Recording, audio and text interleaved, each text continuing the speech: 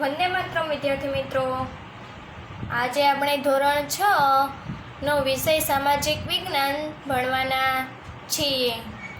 હવે સામાજિક વિજ્ઞાનમાં આપણે અત્યારે પાઠ ચલાવવાનો છે ચેપ્ટર નંબર 8 ભારત વર્ષની ભવ્યતા। તો ભારત વર્ષની ભવ્યતા વિશેનો ખ્યાલ આપણે આ પાઠમાં મેળવવાનો છે કે આપણે શરૂઆતથી એટલે કે પહેલાં શરૂઆતમાં કયો યુગ હતો? પાષાણ યુગ। જે પથ્થરોમાંથી ઓજારો બનાવવામાં આવતા હતા, તો આ પાષાણ યુગથી શરૂ કરી અને ઇતિહાસ ક્યાં સુધી છે? તો કે 8મી સદી સુધી। અત્યારે આપણે 21મી સદી ચાલે છે, 8મી સદી સુધીના ઇતિહાસને આપણે આમાં આવરી લેવાનો છે ભારત વર્ષની ભવ્યતામાં। હવે ઇતિહાસને આવરી લેતા દરેક પાસાને આપણે આમાં સમજવાના છે અને તેની પાછળ આપણા ભારત વર્ષની ભવ્યતાની શરૂઆત કઈ રીતે થઈ, ક્યાંથી થઈ, તો તેની બધી આપણે સમય અનુસાર બધી જ વાત આપણે આ પાઠમાં કરવાની છે। આ ઉપરાંત તો કે ઘણા બધા રાજાઓ આપણા ભારત દેશમાં થઈ ગયા, સમ્રાટો હતા, વંશો હતા અલગ અલગ, જેની વાત આપણે આગળ કરી હતી। તો આ બધાને આપણા ભારત દેશના ઘડતરમાં શું ફાળો આપ્યો હતો તેની પણ વાત આપણે 8મા ચેપ્ટરમાં કરવાની છે। હવે જુઓ, આપણે પ્રસ્તાવના જોઈએ કે પાષાણ કાળથી લઈને લગભગ 8મી સદી સુધીના પ્રાચીન ભારતના ઇતિહાસનું આપણે અધ્યયન કર્યું। હવે આપણે પાષાણ કાળ એટલે કે જે પથ્થરનો યુગ હતો, આદિમાનવના સમયમાં પથ્થરોમાંથી ઓજારો બનાવવામાં આવતા, તો આ પથ્થરોનો યુગ હતો ત્યાંથી લઈ અને 8મી સદી સુધીનું આપણો ભારતના ઇતિહાસ વિશે આપણે અહીં વાત કરવાની છે અને આગળ આપણે તેના વિશે જોઈ પણ ગયા હતા। વિભિન્ન કાળની સંસ્કૃતિ, તેના શાસકો વિશે આપણે માહિતી મેળવી। હવે અલગ અલગ સંસ્કૃતિ હતી અને અલગ અલગ શાસકો હતા, રાજાઓ હતા, અલગ અલગ વંશો હતા, તેની માહિતી આપણે મેળવી ચૂક્યા છીએ। ભારત એક ઉપખંડ જેટલું મોટું રાષ્ટ્ર છે અને મોટો ઉપખંડ થાય એવડું મોટું આપણો દેશ છે ભારત દેશ। પ્રાચીન કાળથી અનેક જાતિઓ, પ્રજાતિઓ, સમૂહો આ દેશની સમૃદ્ધિથી આકર્ષાઈ આ દેશમાં આવવા રહ્યા હતા। હવે ઘણી બધી અલગ અલગ વિદેશી લોકો છે, તેની જાતિઓ, પ્રજાતિઓ અને ઘણા બધા સમૂહો આપણા દેશની સમૃદ્ધિથી આકર્ષાઈ અને આપણા દેશમાં આવ્યા હતા, જેના કારણે ભારતીય સંસ્કૃતિમાં વિવિધતાનો સંગમ રચાયો છે। અને આ તો આપણે ખબર જ છે કે ભારત દેશની સંસ્કૃતિ કેવી છે? વિવિધ છે। તેમાં ઘણી બધી સાતત્ય જોવા મળે છે, ઘણી બધી વિવિધતાઓ છે। જવાહરલાલ નહેરુ, જેને વિવિધતામાં એકતા કહે છે, તેવા આ મહાન દેશની કલા અને સ્થાપત્ય તથા સમાજ જીવનની આપણે માહિતી મેળવવાની છે, જેનાથી પ્રાચીન ભારતની પ્રજાના ગૌરવશાળી વારસાની આપણે માહિતી મેળવી શકીએ છીએ। હવે આપણે જોઈએ કે પ્રાચીન ભારતમાં ખેતી કયા પ્રકારની હતી અને તેમાં શું કરવામાં આવતું, કયા કયા પાકો ઉગાડવામાં આવતા, શેના દ્વારા કરવામાં આવતી, તો આ બધી માહિતી પ્રાચીન ભારતની ખેતી વિશેની આપણે માહિતી મેળવશું। જોઈએ આગળ, તો આપણા દૈનિક જીવનના મોટા ભાગના ખોરાક માટેની તેમજ વપરાશની વસ્તુઓ આપણે ખેત પેદાશોમાંથી મળે છે। તો ઘણી બધી મોટા ભાગની વસ્તુઓ આપણને ક્યાંથી મળે છે? ખેતીમાંથી। તો આ ખેત પેદાશો છે જે આપણને બધી વસ્તુઓ પૂરી પાડે છે ખોરાક માટેની। આ ઉપરાંત જે જીવન જરૂરિયાતની દૈનિક વપરાશની વસ્તુ હોય છે તે આપણે ખેતી દ્વારા મેળવી શકીએ છીએ। ખેતીની શરૂઆત પ્રાચીન ભારતમાં થઈ હતી અને ખેતીની શરૂઆત ક્યારે થઈ હતી? ખૂબ જ જૂના સમયમાં પ્રાચીન ભારતમાં। તે સમયમાં પણ ખેતી માટે વિવિધ ઓજારો અને સિંચાઈની વ્યવસ્થા હતી। હવે અત્યારે આપણે ઘણા બધા ખેતીના ઓજારો છે, આ ઉપરાંત સિંચાઈની વ્યવસ્થા પણ છે, તો તે સમયે પણ આ બધું હતું। પ્રાચીન સમયમાં ઘઉં, જવ, ડાંગર, જુવાર, બાજરી, તલ, વટાણા વગેરેની ખેતી કરવામાં આવતી હતી। હવે આ પ્રાચીન ભારતની ખેતીની ટૂંક નોંધ તમારે પૂછવામાં આવશે, તો ખાસ ધ્યાન રાખજો કે પ્રાચીન ભારતમાં તો પહેલાં તો દૈનિક જરૂરિયાતની બધી વસ્તુઓ આપણને ખેતપેદાશની ખેતીમાંથી મળે છે. ત્યારબાદ તો કે પ્રાચીન ભારતની ખેતીમાં વિવિધ ઓજારો અને સિંચાઈનો સમાવેશ પણ થતો હતો. આ ઉપરાંત ઘઉં, જવ, ડાંગર, જુવાર, બાજરી, તલ, વટાણા વગેરેની ખેતી કરવામાં આવતી. હવે ઓજારો, આપણે શું જોયું? ઓજારો અને સિંચાઈ. તો ઓજારોમાં કયા કયા ઓજારો આવતા? તો હડપ્પા સંસ્કૃતિમાં ખેત ઓજારોમાં હળના અવશેષ મળ્યા નથી. હવે હડપ્પા સંસ્કૃતિમાં ખોદકામ કરતા હળના અવશેષો મળ્યા નથી, પરંતુ હળ આકારનું રમકડું મળ્યું છે. પરંતુ ઘણા બધા આપણે એમાં જોયું હતું કે ઘણા બધા રમકડાઓ પણ મળ્યા છે. તો આ રમકડામાં હળનું રમકડું પણ મળ્યું હતું. તેથી જાણી શકાય કે ખેતીમાં હળનો ઉપયોગ કરતા હતા. હળનો અવશેષ મળ્યો નથી, પરંતુ રમકડાને આધારે આપણે જાણી શકશું કે ખેતીમાં હળનો ઉપયોગ થતો હતો. આશરે 2500 વર્ષ પહેલાંના સમયથી ખેતી માટે લોખંડના સાધનોનો ઉપયોગ વધતો જતો હતો અને 2500 વર્ષ પહેલાં ખેતી માટે લોખંડના ઓજારો પણ આવી ચૂક્યા હતા. તેમાં જંગલોને સાફ કરવા માટે કુહાડીઓ, હળના ફણા એટલે કે ફાલનો પણ સમાવેશ થાય છે. આ ઉપરાંત દાતરડું, કુહાડીઓથી પણ તેઓ પરિચિત હતા. તો પહેલાંના સમયમાં લાકડાના ઓજારો હતા. આ ઉપરાંત 2500 વર્ષ પહેલાં લોખંડના ઓજારો પણ આવી ચૂક્યા હતા અને તેમાં કુહાડી, હળના ફણા, દાતરડું અને કુહાડી જેવા ઓજારોનો સમાવેશ થાય છે. હવે ત્યાર પછી આપણે જોઈએ કે સિંચાઈ. તો સમૃદ્ધ ગામડાઓ વગર રાજાઓ અને તેના રાજ્યને ટકી રહેવું મુશ્કેલ હતું. હવે ગામડાઓ સમૃદ્ધ હોય તો રાજા છે એ સારું એવું રાજ્ય કરી શકે અને પ્રજા પણ સુખેથી રહી શકે. જે રીતે ખેતીના વિકાસ માટે નવા સાધનો અને જરૂરો પણ મહત્વપૂર્ણ પગલાં હતા, તેવી જ રીતે સિંચાઈ વ્યવસ્થા પણ ઘણી ઉપયોગી સાબિત થઈ. હવે ખેતી માટે ખેતીના સાધનો હોવા જરૂરી છે. આ ઉપરાંત તો કે બીજ, બિયારણ આ બધું હોવું જરૂરી છે. તેવી જ રીતે સિંચાઈ પણ ખૂબ જ મહત્ત્વની છે. આ સમયે સિંચાઈ માટે નહેરો, કૂવા, તળાવો અને કૃત્રિમ જળાશયો બનાવવામાં આવ્યા. હવે સિંચાઈ કઈ રીતે થતી હતી? તો કે નહેરો, કૂવા, તળાવો અને કૃત્રિમ જળાશયો દ્વારા સિંચાઈ કરવામાં આવતી. આ હતી આપણી પ્રાચીન ભારતની ખેતી. હવે ત્યારબાદ આવે છે કે પ્રાચીન ભારતનું ગ્રામીણ જીવન. તો ગ્રામીણ જીવન, ગામડા લોકોનું જીવન કેવું હતું પ્રાચીન ભારતમાં, તેના વિશે હવે આપણે અહીં વાત કરવાની છે. તો આગળ આવે છે કે ઉત્તર ભારત અને દક્ષિણ ભારતમાં ગ્રામીણ જીવન આ પ્રમાણે હતું. ભારતમાં ઉત્તર ભાગના ગામનો વડો ગ્રામ ભોજક કહેવાતો. આ ખાસ ધ્યાન રાખજો. આ તમારે વિકલ્પમાં કે ખાલી જગ્યામાં આવશે કે ભારતના ઉત્તર ભાગના ગામનો વડો શું કહેવાતો? ગ્રામ ભોજક. સામાન્ય રીતે એક જ પરિવારના લોકો આ પદ પર પેઢીઓ સુધી રહેતા અને એક જ પરિવારના લોકો જ્યારે તેનો વડો મૃત્યુ પામે તો ત્યારબાદ તેનો વડો કોણ બને? તેનો પુત્ર. અને આ રીતે સાતત્ય ચાલતું. આ પદ વંશ પરંપરાગત હતું. ગ્રામ ભોજક મોટા ભાગે ગામનો સૌથી મોટો જમીન માલિક હતો. અને ગ્રામ ભોજક કોણ બનતું? તો ગામમાં સૌથી વધારે જેની પાસે જમીન હોય તે ગ્રામ ભોજક બનતો. આ જમીન માલિક ભાડુતી માણસો રાખી અને ખેતી કરાવતો હતો. હવે જમીન માલિક પાસે વધારે પ્રમાણમાં ખેતી હોય એટલે પોતે જાતે ખેતી કરતો નહીં, ભાડુતી માણસો રાખે અને તેના દ્વારા ખેતી કરાવે. રાજા પણ ગામડાના કરવેરા ઉઘરાવવાનું કાર્ય તેને સોંપતા અને રાજા હોય તે ગામડાના જે કરવેરા ઉઘરાવવાનું કાર્ય છે એ કોને સોંપતા? ગ્રામ ભોજકને. તે કાયદા અને વ્યવસ્થાની સ્થિતિ પણ સંભાળતા. આ ઉપરાંત ગ્રામ ભોજક બીજું શું કાર્ય કરતું? તો કે કાયદાઓ અને વ્યવસ્થાની સ્થિતિ સંભાળવાનું કાર્ય પણ કરતા હતા. હવે દક્ષિણ ભારતમાં 3 પ્રકારના લોકો રહેતા હતા. કયા કયા? તો કે મોટા જમીનદારો, નાના ખેડૂતો અને જમીન વિહોણા મજૂરો.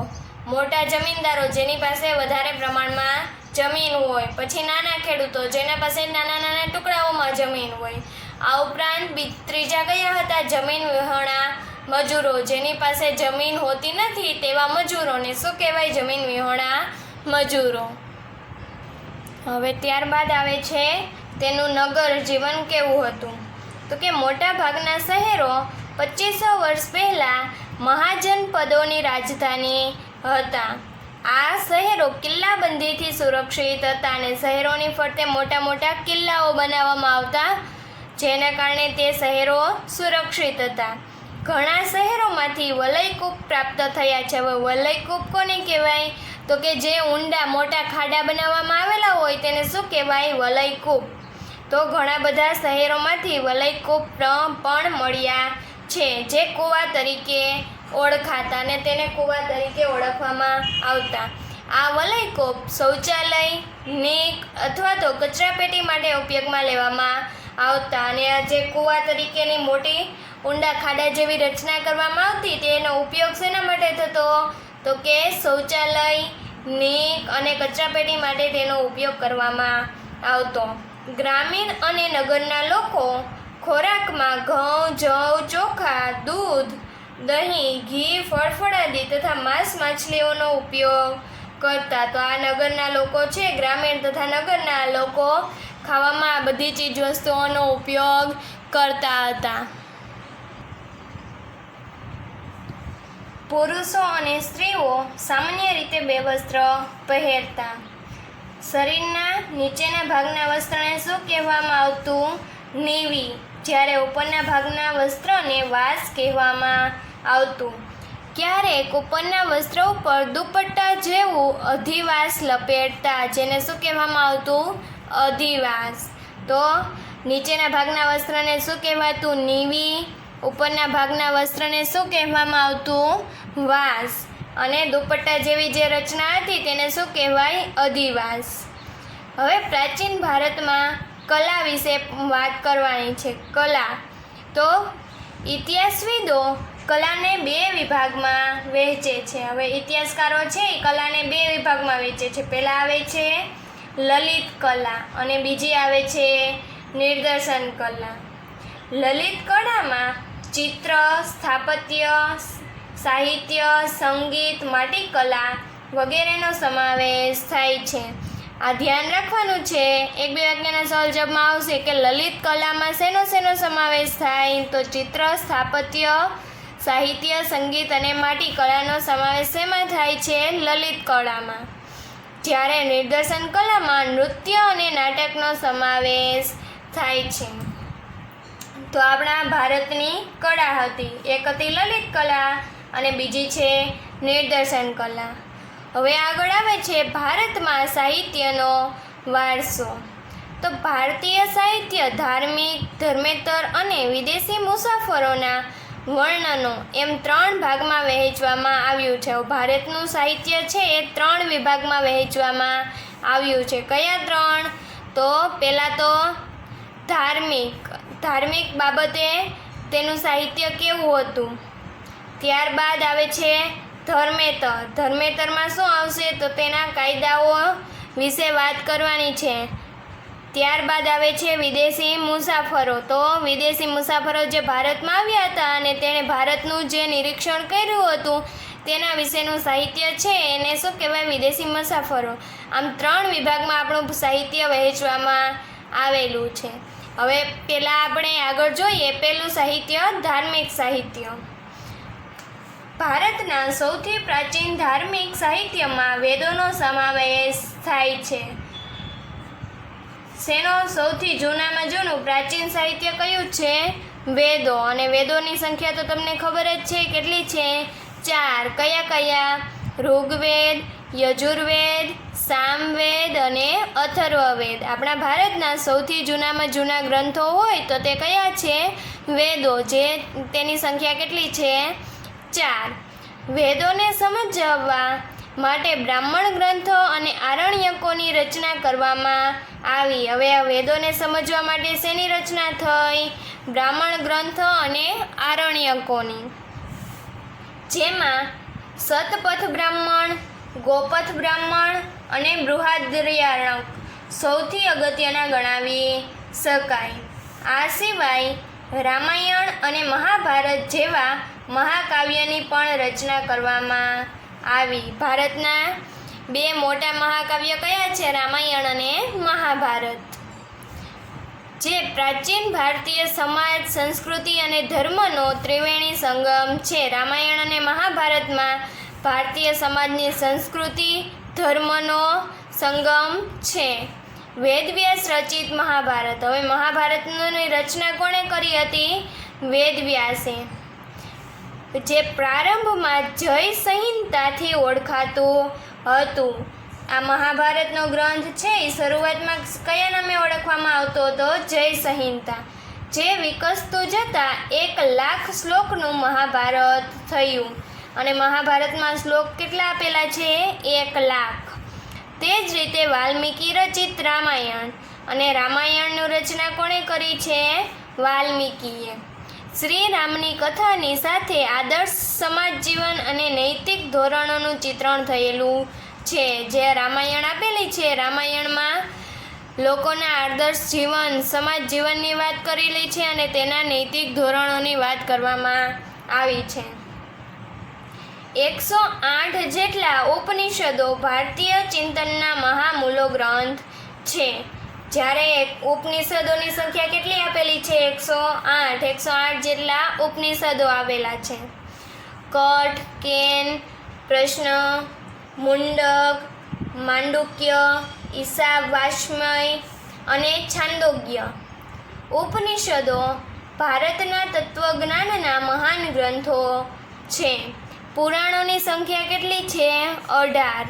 18 જેટલા પુરાણો છે, જેમાં વિષ્ણુ પુરાણ, ગરુડ પુરાણ, વાયુ પુરાણ અને મત્સ્ય પુરાણ જેવા ભાગવત વિશિષ્ટ ગ્રંથો તરીકેનો ખ્યાત થયા છે. તો આ બધા પુરાણોની પણ રચના કરવામાં આવી હતી. તો આપણા ભારતનું સાહિત્ય જોઈએ તો સૌથી પહેલાં જૂનામાં જૂનો ગ્રંથ કયો હતો? વેદ. જે 4 વેદોની સંખ્યા છે, ઋગ્વેદ, યજુર્વેદ, સામવેદ અને અથર્વવેદ. આ ઉપરાંત બીજા શેની રચના થઈ હતી? તો કે રામાયણ અને મહાભારતની. ત્યારબાદ તો કે ઉપનિષદોની રચના થઈ હતી. પછી પુરાણો, જેમાં 18 જેટલા પુરાણો આવેલા છે. હવે બૌદ્ધ અને જૈન ધર્મના મહાન ગ્રંથોમાંથી આપણને સમાજ જીવન અને ધર્મની માહિતી મળે છે. હવે બૌદ્ધ અને જૈન ધર્મના ગ્રંથો છે, એમાંથી આપણને શેની માહિતી મળે છે? તો કે સમાજ જીવન અને ધર્મની. બૌદ્ધ ધર્મના મૂળ ગ્રંથોને શું કહેવામાં આવે છે? ત્રિપિટક. ખાસ યાદ રાખજો, બૌદ્ધ ધર્મનો મૂળ ગ્રંથ છે જેને શું કહેવામાં આવે છે? ત્રિપિટક. તેમાં સૂત્ર પિટક, વિનય પિટક અને અભિધમ પિટક, આ 3 પિટકનો સમાવેશ થાય છે. તો આ બૌદ્ધ ધર્મનો ગ્રંથ છે, મૂળ ગ્રંથ કયો છે? ત્રિપિટક. અને ત્રિપિટકમાં 3 ગ્રંથોનો સમાવેશ થાય છે: સૂત્ર પિટક, વિનય પિટક અને અભિધમ પિટક. આ સિવાય જાતક કથાઓ, દીર્ઘ નિકાય, અંગુત્તર નિકાય અને મજ્જિમન નિકાય અગત્યના ગ્રંથો છે. તો બૌદ્ધ ધર્મના મુખ્ય ગ્રંથ કયો છે? ત્રિપિટક, જેમાં 3 પિટકનો સમાવેશ થાય છે. આ ઉપરાંત બીજા પણ અગત્યના ગ્રંથો છે જેની નામ આપણે આપ્યા છે. નાગસેનનું મિલિંદ પાન્હો અને આર્યમંજીષી શ્રી મૂળકલ્પ અગત્યના બૌદ્ધ ગ્રંથો છે. તો આ બંને ગ્રંથો છે, પાન્હો અને શ્રી મૂળકલ્પ, આ બંને બૌદ્ધ ધર્મના ખૂબ જ મહત્ત્વના ગ્રંથો છે. તિબ્બત ભાષામાં બૌદ્ધ ગ્રંથની કજાર અને તંજર 2 સંહિતા પ્રસિદ્ધ છે. તો બૌદ્ધ ધર્મની 2 સંહિતા કઈ છે? કજાર અને તંજર, જે તિબ્બત ભાષામાં લખેલી છે અને ખૂબ જ પ્રખ્યાત છે. જાતક કથાઓ દીર્ઘ નિકાય, મજ્જિમ નિકાય પણ બૌદ્ધ ગ્રંથો છે તો આ બંને જાતક કથાઓ છે. આ ઉપરાંત બૃહદ કથા, હરિવંશ પુરાણ, વાસુદેવ હિડી, સિદ્ધ હેમ શબ્દાનુશાસન, દ્રયાશ્રમ અને કીર્તિ કૌમુદી મુખ્ય ગ્રંથો છે. આ બધા બૌદ્ધ ધર્મના ગ્રંથો આપેલા છે. હવે આગળ જોઈશું જૈન ધર્મના. તો કે જૈન ગ્રંથોને શું કહેવામાં આવે છે? આગમ ગ્રંથો. આપણે જોયું હતું કે બૌદ્ધ ધર્મના ગ્રંથો હતા તેને શું કહેવામાં આવે છે? ત્રિપિટક. જ્યારે જૈન ધર્મના ગ્રંથોને આગમ ગ્રંથો કહેવામાં આવે છે. આવા આગમ ગ્રંથોની સંખ્યા 12 છે અને આગમ ગ્રંથોની સંખ્યા કેટલી આપવામાં આવેલી છે? 12. જૈન ધર્મનું પ્રાચીન સાહિત્ય 14 પર્વ અને 12 અંગમાં વહેંચાયેલું છે. જેનું જૈન ધર્મનું સૌથી જૂનામાં જૂનું સાહિત્ય આપેલું છે એ 12 પર્વ અને 14 પર્વ અને 12 અંગમાં વહેંચવામાં આવેલું છે. મુખ્ય અંગોમાં આગમો, આચાર અંગ અને વૈતાલિક, દશાવૈતાલિક સૂત્ર અગત્યના છે. અને જે મુખ્ય ગ્રંથ છે તેમાં શું શું મહત્વનું છે? આગમો, આચાર અંગ અને વૈતાલિક દશાવૈતાલિક સૂત્રો આ અગત્યના ગ્રંથો છે. તો આપણે ભારતમાં સાહિત્યના વારસો 3 વિભાગમાં વહેંચવામાં આવ્યો હતો, જેમાં પ્રથમ વિભાગ હતો ધાર્મિક સાહિત્ય, જેના વિશે આપણે વાત કરી કે ધાર્મિક સાહિત્યમાં કયા કયા સાહિત્યનો સમાવેશ થાય છે.